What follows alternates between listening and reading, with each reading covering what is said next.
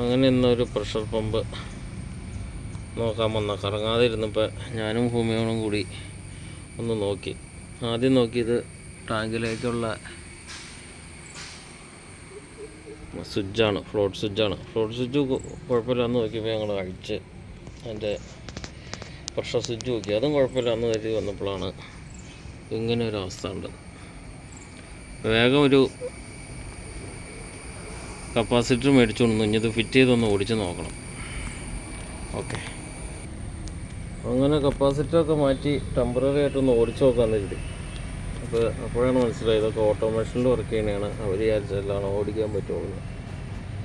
അപ്പോൾ അങ്ങനെ പോയി ഓടിക്കാനുള്ള സെറ്റപ്പാണ്. സ്റ്റാർട്ടായി, ഒരു കുഴപ്പമില്ലാണ്ട് ഓടി. അപ്പോൾ കപ്പാസിറ്ററിൻ്റെ ആകുമ്പോൾ ഓക്കെ,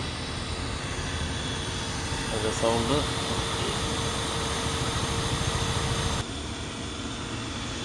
അങ്ങനെ 2 ബാറാണ് സെറ്റ് ചെയ്തതാണ്. 2 ബാറിൽ നിൽക്കണില്ല. അപ്പോൾ എൻ്റെ പ്രഷർ സ്വിച്ച് പോയതാണ്. പോയി പ്രഷർ സ്വിച്ച് വാങ്ങിച്ചു നോക്കുക. Okay, by.